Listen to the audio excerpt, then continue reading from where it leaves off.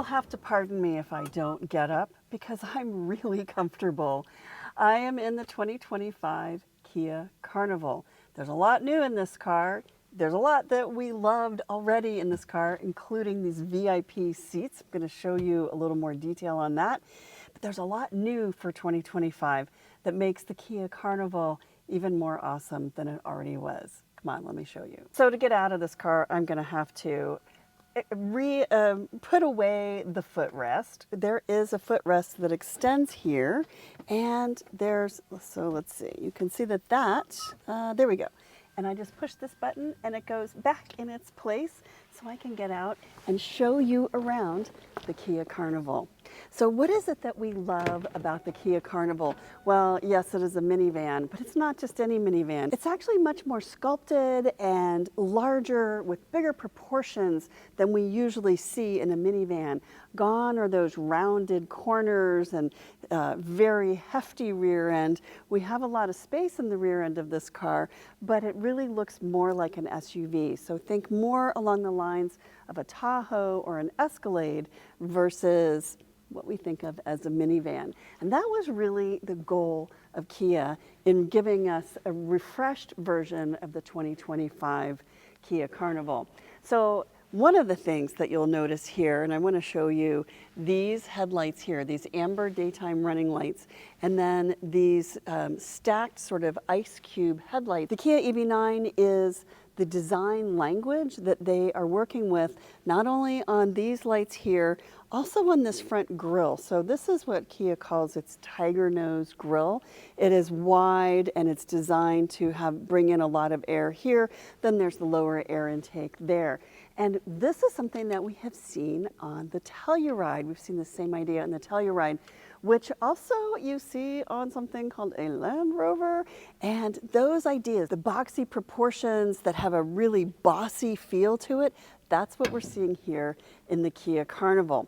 Now, come here and let me show you what it looks like from the side, because it doesn't have the high ground clearance that you would have in something like GMC Yukon or a Suburban, but it does have that wide space. So it's not quite as tall, but it is as long, 203 inches. So it's about 6 inches longer than the Kia Telluride, but the same type of proportions that you might see in something like a Suburban. So come back here, I want to show you the tail lights.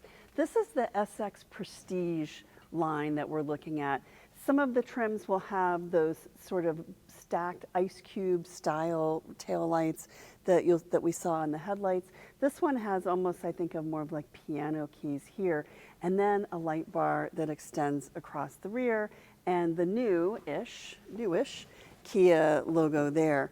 Let's look in the cargo area because I want to show you what you get back here behind the third row.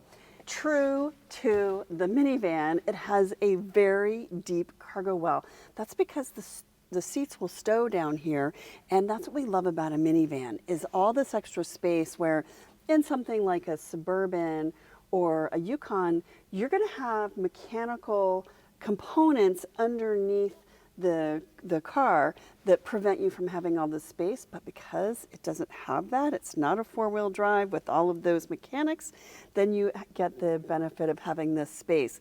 That's what makes it so wonderful as a minivan, is all that space. This is the SX Prestige, so we actually have a few other features. There's a household outlet here. There is a 12-volt outlet there. I think you probably get that on all of them. So even though this is the SX Prestige, which is the top of the line, what you're not going to find are push-button seats. So I'm going to show you how to put the seats down. So you just press the little button there to put down the headrest, and then pull this strap to put that seat down. Yep. Pull this handle, and the seats stow flat in the floor.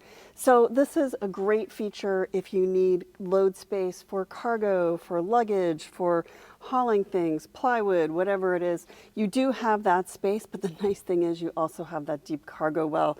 And if you need a little space here and still cargo over there, you have the capability of doing that. I'm going to put the seat back up, and I'm going to show you what it's like. I want to show you the center row seats that move side to side, which is one of my favorite features. And then I also want to show you how the seats work in terms of comfort and configuration. And we're going to talk kids' car seats, and we're going to talk third row comfort. The big news in the Kia Carnival for 2025, though, is all right here. First of all, it starts with this wide, flat screen. This is where you're going to see an oversized multimedia system and an oversized driver display. And get this whole thing is standard. You're going to see this in every single trim. Also standard, wireless Apple CarPlay and wireless Android Auto. This is something that Kia's been working on for a while to get wireless Apple CarPlay and Android Auto, and now it's here.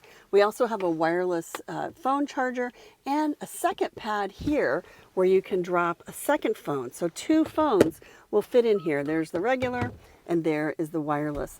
They have this panel, which I really love. This allows you to toggle between USB data to the screen or just charging. So when you plug into this USB-C port, this means it's just charging, and this means that you're actually delivering data to the screen.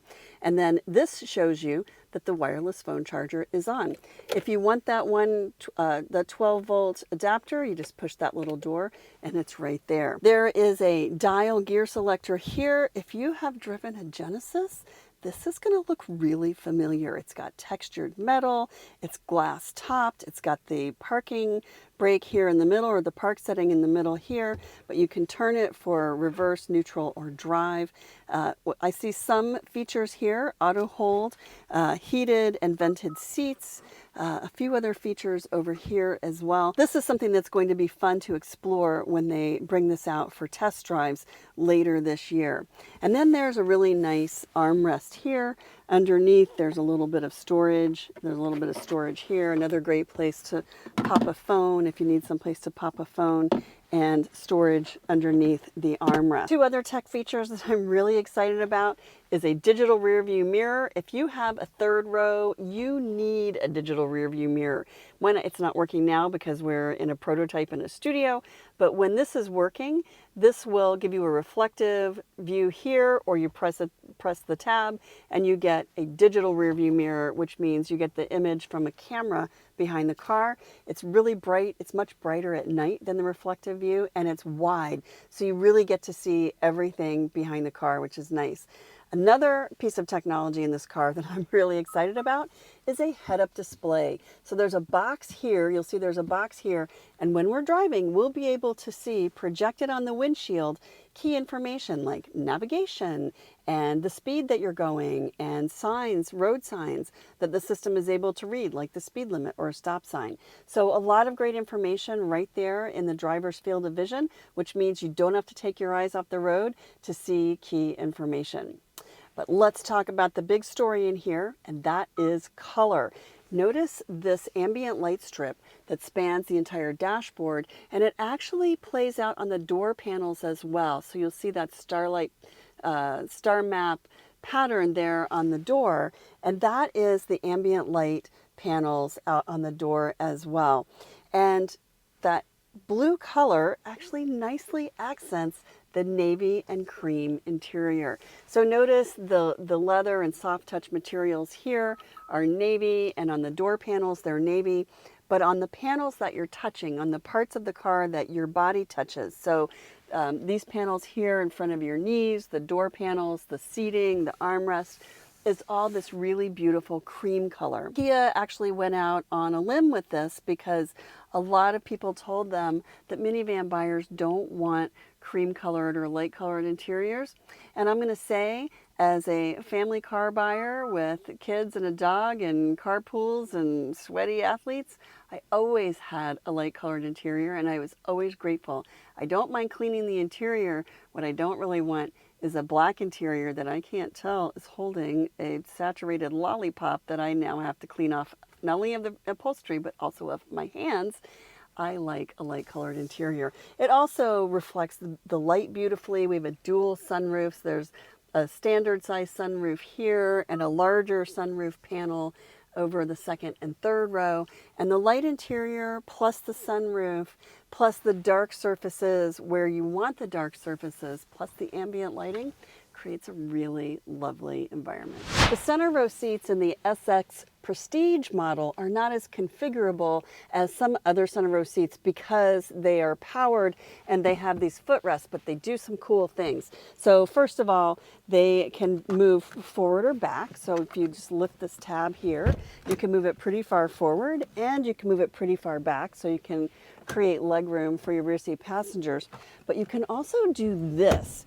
They move side to side, not completely, they don't completely touch, but they come pretty close. So if you have kids in car seats here and you want them close together so you can, maybe so they can reach the center console or so that you can reach them, you can move them this close to the front seat and this close to the center, which is a nice detail. Having that configurability for center row seats is pretty special.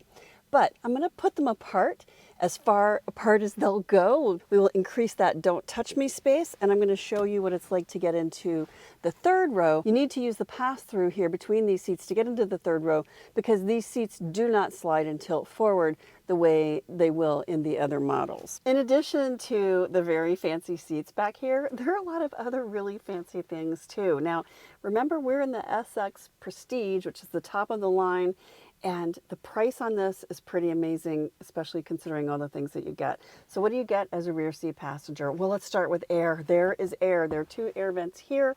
We have air vents in the rear as well. And there's a control panel up here on the passenger side. The whole configuration here is actually very limo-like. We have the fan speed, temperature, and you can turn it on or off and change if you want the air to come from here or down below. You'll also see there's ambient light here. It lights up the door panels. It's just a little thing. It's that star map lighting that Kia loves so much. And then there is a sunshade, which is a really nice thing to have in a minivan if you have passengers back here who need to be pampered, or, you know, for the dog. I love that. You put the window down. You can put the window down. You can put the sunshade up, and then your dog can put his nose out the window and enjoy fresh air without sticking his nose actually out the window. I love that feature. Sunshades are a spoiler. You also have heated and vented seats right here. The controls are right here on the door panel, but I want you to see this. A brand new entertainment system for the rear seat in the Kia Carnival. And Kia is telling us that not only are we going to have things like Netflix and YouTube and some other things, but we'll also get over-the-air updates, which means one day you have Netflix and YouTube and another day you'll have something else. And maybe there's new gaming systems, or there's Zoom or something like that. So your kids, while they're on vacation, can actually attend school from the back seat of the car of the Kia Carnival. So those kinds of things are not beyond the realm of possibility. They may not be here now, but with over-the-air updates, that's something that Kia will be able to give you in the future. Let's also look over here. There's lots of places to power your devices. There's an adapter here, a 12 household outlet, 120 watt household outlet there. There are USB ports here in the seat backs, here and here. And then there's also this. And this is great for rear seat passengers if they need to move a seat one way or the other, if they want to move the seat back a little bit. If you're installing a child passenger car seat, this is a great thing to have, because what that means is you don't have to get out and adjust this seat from over there. You can adjust it from right here to make sure that you've got enough space not only to install that seat, but you need at least 29 or 30 inches between this seat and a rear-facing child passenger car seat for safety, and you don't have to get out and configure that. You've got that control right there, which is really nice. So these seats have buttons that allow you to recline the seats and make them more comfortable. And then there's also sort of standard seat configurators down here, so you can move it forward and back, and you can actually change the seat back, and you can put up or down that footrest. But let's hop into the third row and see what that looks like. So there is a nice amount of space back here for standing up, sort of. if you're going to install child passenger car seats. We have seating for 3 passengers back here, so there's 3 seat belts. There are 2 full sets of child passenger car seat latches. There's one on either side. So we've got the lower anchors here and the tethers on the back. So you could potentially fit 3 passengers back here and 2 car seats back here. And one thing that I really like about this is the center pass-through. So with the center pass-through open, if you have 1 passenger in the back seat, to sit in the middle seat, the seat belt is here, so you're going to pull that down to connect the seat belt, and then you have all the space. You have the person sitting in this chair gets the benefit of the sunroof, gets the benefit of these side windows, and then, oh my goodness, and look at this. They also get sunshades back here. That's amazing. We have 2 USB ports, one on either side. There are cup holders. There are air vents in the ceiling. So this is a really comfortable 3rd row for passengers, whether you have 1, 2, or 3 in the 3rd row. Oh my goodness. And then I just discovered that the 3rd row passenger can also toy with the seat setting of the person sitting in this seat by kicking the button there. So that's kind of fun. The 2nd and 3rd row of the Kia Carnival can accommodate 4 kids' car seats that attach with the latch system. We have 4 full sets of latches, the lower anchors and the upper tethers. Those are in the 2 center seats and the 2 outboard 3rd row seats. I'm really excited about so many of the new features in the 2025 Kia Carnival, not only the technology, but the seating, the configuration, the head-up display. But we didn't even talk about the thing that's most interesting, and that is that it now comes in a hybrid.